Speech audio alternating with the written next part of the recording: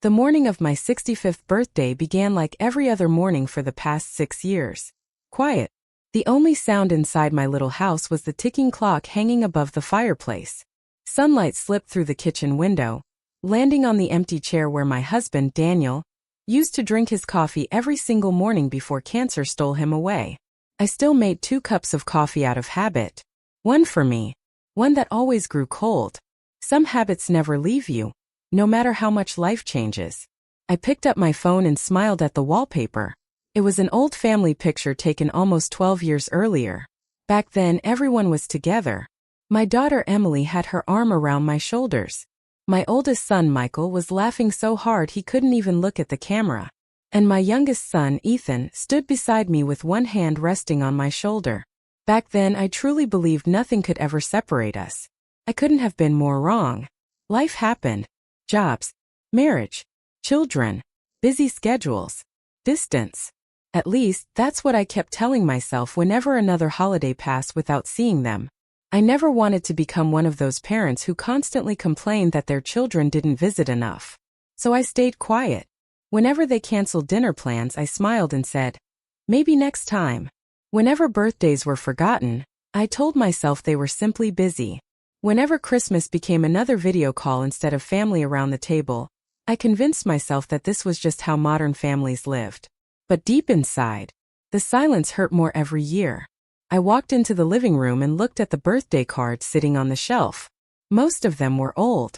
The newest one was already 3 years old. I laughed softly to myself. I guess Hallmark forgot about me too. There wasn't going to be a birthday dinner. There wasn't going to be a cake. There wasn't even going to be a phone call. At least that was what I expected. Around noon my phone buzzed. For one brief second my heart jumped. Maybe one of the kids remembered and said, it was a promotional message from my grocery store offering 20% off frozen meals. I stared at the screen for several seconds before locking the phone again. Funny how advertisements remembered my birthday better than my own family. Later that afternoon, I opened our family group chat. It had once been full of conversations, pictures, jokes, birthday wishes. Now it was mostly holiday greetings and forwarded photos of grandchildren I rarely got to see in person. I typed a message, deleted it, typed another, deleted that one too. I didn't want to sound needy. I didn't want to make anyone feel guilty. Finally, I wrote just 3 simple words. I miss you. Nothing else. No complaints. No guilt. No accusations. Just the truth. I stared at the message for almost a full minute before pressing send. The tiny bubble appeared, then disappeared. Now all I could do was wait. 5 minutes passed. Nothing. 10 minutes. Still nothing. Eventually, I saw the first scene. Emily had read it. No reply. A few minutes later, Michael saw it too. Still nothing. Then Ethan. He read it. The screen remained silent. I placed the phone face down on the kitchen table. Maybe they were working. Maybe they'd answer later. Hours passed. Outside, the sun slowly disappeared behind the trees. Inside, the house felt even emptier than it had that morning. I heated a frozen lasagna for dinner. 1 plate. 1 fork. 1 glass of water. I even bought myself a tiny chocolate cupcake from the grocery store. It looked almost ridiculous sitting in the middle of such a large table. I lit the single candle, closed my eyes, made a wish. I just want my family back. When I opened my eyes, the candle had already burned halfway down. I blew it out before the tears could fall onto the frosting. Around 8 that evening, I finally accepted that no one was going to answer. Maybe my message had been awkward. Maybe they didn't know what to say. Maybe they simply didn't care anymore. I reached for my phone, intending to delete the message from the conversation. Then, the screen lit up. A notification appeared. It wasn't in the family group. It was a private message. From Ethan. My hands began shaking before I even opened it. His message contained only 1 sentence. Mom, don't reply here. Please check your email first. Then call me. I frowned. An email? Why wouldn't he simply tell me whatever it was? Confused, I opened my inbox. There was a new message waiting for me. The subject line made my heart stop. The truth Dad asked me to keep until today. For nearly a minute, I couldn't bring myself to open the email. My finger hovered over the screen while my heart pounded against my ribs. The truth Dad asked me to keep until today. What truth? And why today? Daniel had been gone for 6 years. He had never been the kind of man to keep secrets from me. At least that's what I believed. I took a deep breath and tapped the message. It wasn't long. It began with only 3 words. Dear Mom. The rest wasn't written by my son. It was written by my husband. As I read the first sentence, tears blurred my vision. If you're reading this, sweetheart, it means you've turned 65, and Ethan has finally kept the promise I asked of him. I covered my mouth. It was Daniel's voice. I could almost hear him reading every word. First, I need you to forgive me. I've asked our children to carry a burden that should have been mine. My breathing became uneven. The letter continued. 6 years ago, after my diagnosis, the doctors told me I didn't have much time left. I knew you would spend every dollar we had trying to save me. I also knew you would never think about your own future. That wasn't true. Or maybe it was. I would have sold everything we owned just to keep him alive for one more day. So I made a difficult decision. My hands trembled harder. Without telling you, I asked the kids to help me protect the retirement account we'd spent 38 years building. I knew you'd give it all away if I let you. I stopped reading. No. I whispered the word into the empty room. It couldn't be true. Daniel knew me too well. He knew I would have emptied every savings account if there had been even the smallest chance of saving him. The letter continued. I also asked them to give you something even more valuable than money, time. Time? What did that mean? Every birthday, every Christmas, every holiday they missed wasn't because they didn't love you. A tear rolled down my cheek. It was because I asked them to build their own lives without feeling guilty for leaving home. I stared at the screen in disbelief. Daniel had told them not to come? That made no sense. Why would he do that? Then I reached the next paragraph. You spent your entire life taking care of everyone else. Me, the children, your parents, even our neighbors. You forgot how to live for yourself. I was afraid that after I died, you'd spend the rest of your life waiting by the front window for someone to visit. The words hit me harder than anything before them, because they were true. Every afternoon, I looked through that front window. Every single day. The letter continued. So I asked the kids to call less often than they wanted. Visit less often than they wished. It sounds cruel, doesn't it? But I hoped you'd discover who you were without constantly waiting for someone else. I shook my head. No, Daniel. My voice broke. No mother wants that. Then I noticed something attached to the email. A video. Its title simply read, For Mom's 65th birthday.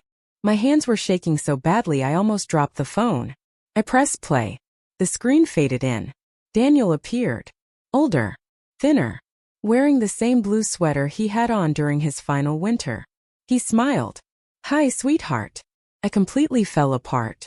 For years I had forgotten the sound of his voice. Now it filled the silent living room once again. If you're watching this, he said with a smile, then Ethan finally listened to me. I had a feeling he'd want to tell you everything years ago. He laughed softly. He was never very good at keeping secrets. Despite my tears, I smiled. That was Ethan. Always wearing his heart on his sleeve. Daniel looked directly into the camera. I know you're angry. He paused. And you have every right to be.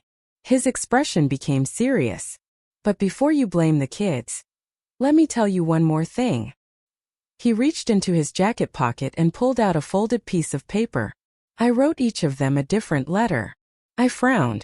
Different letters? Emily carries one. Michael carries another. And Ethan has the last. Each letter asks them to do something for you. On your 65th birthday. I wiped away my tears. What are you talking about? I whispered. Daniel smiled again. By the time you finish reading this, they'll all be on their way to you. I froze. On their way. My eyes shot toward the front window. The driveway was empty. Then, a car pulled into the yard. Seconds later, another one. Then a third. I stood so quickly that my chair crashed onto the floor behind me. 3 car doors opened at the same time. And for the first time in 6 long years, my children were finally coming home. For a few seconds I couldn't move. I simply stood there, staring through the living room window as three familiar figures stepped out of their cars. Emily, Michael, Ethan, older than I remembered. Their children climbed out behind them, laughing as they raced across my front yard. The silence that had filled my home for years disappeared in an instant. A knock echoed through the house, then another. I wiped my tears, took a shaky breath, and opened the front door. Before I could say a single word, Emily wrapped her arms around me. "I'm so sorry, Mom," she whispered through tears. Michael hugged both of us. "I've wanted to come so many times." Then Ethan joined us, and for the first time in years, all three of my children were holding me at once. None of us spoke. We didn't have to. Sometimes love says everything without a single word. A few moments later, my grandchildren filled the house with noise, laughter, and endless questions. One little girl tugged on my sweater. "Grandma, Daddy says today is your birthday." I smiled through tears. "Yes, sweetheart." She reached behind her back and handed me a handmade birthday card covered in colorful fingerprints. I made it myself. I knelt down and hugged her tightly. "It's the most beautiful card I've ever received." Inside, everyone gathered around the dining table. Emily placed 3 sealed envelopes in front of me. Each one had my name written in my husband's handwriting. Daniel had prepared everything before he passed away. Ethan smiled gently. "Dad wanted you to read these with all of us here." I opened the first envelope. It was addressed from Emily.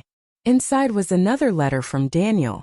"Sweetheart, if Emily is reading this with you, then she finally understands something I've been trying to teach her whole life. That success means nothing if you don't make time for the people you love."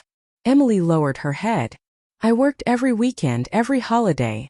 I kept telling myself I'd visit next month." She wiped away a tear. I didn't realize how many next months I had wasted. I reached across the table and held her hand. "There's nothing to forgive." Michael handed me the second envelope. Inside, Daniel had written, "Michael, you've always believed being a good provider meant working harder. But one day your children won't remember how many hours you worked. They'll remember whether you were there." Michael let out a long sigh. I thought I was doing the right thing. He looked at his own son sitting beside him. I almost missed watching him grow up. The room became quiet again. Finally, Ethan pushed the last envelope toward me. He looked nervous. "Dad said this one was the hardest." I slowly opened it. The paper inside was shorter than the others. "My love, if you're reading this, then you've survived the hardest 6 years of your life." I swallowed hard. "I know you've probably felt forgotten." You weren't. Not for a single day. Every birthday, every Mother's Day, every Christmas. The kids called each other first before deciding whether they were following my wishes or breaking them. I looked at my children in disbelief. Emily nodded. "We argued every holiday." Michael smiled sadly. "I wanted to come dozens of times." Ethan laughed through tears. "I almost told you the truth every single year." I looked down at the final lines of Daniel's letter. "Today my promise ends. No more distance. No more silence. Your family is coming home. Not because they have to. Because they choose to." Below those words was one final sentence. "Now it's your turn to stop waiting and start living again." No one spoke for several moments. Then Ethan stood up. "Mom." He reached into his pocket. "I have one last thing." He placed a small silver key in my hand. I looked at him confused. "What is this?" He smiled. "Dad bought a little lake cabin before he got sick." "What?" "He wanted it to be your retirement dream." Emily nodded. "He made us promise not to tell you until today," Michael added. "We spent the last 6 years fixing it up together." Tears filled my eyes once again. "It's yours, Mom." Ethan smiled. "But there's one condition." I laughed softly. "What condition?" "You don't get to live there alone." Emily grinned. "We've already made a schedule." Michael unfolded a calendar. "My family gets the first weekend every month." Emily smiled. "We'll take the second." Ethan laughed. "And we're moving our annual family vacation there every summer." I looked around the room. And my children. And my grandchildren. At the birthday cake they had secretly brought inside while I was reading the letters. 65 candles would have been impossible, so they placed just one in the center. A new beginning, Emily said. Everyone started singing Happy Birthday. For the first time since Daniel died, the house sounded alive again. Later that evening, after everyone had gone home, I sat on the porch holding Daniel's letters. I looked up at the stars and smiled. My birthday wish came true, I whispered. Not because I received gifts, not because I finally understood my husband's secret, but because I learned something far more important. Love isn't measured by the number of messages you receive. It's measured by the people who find their way back to you when it matters most. And sometimes, the longest silence is simply making room for the most beautiful reunion of all.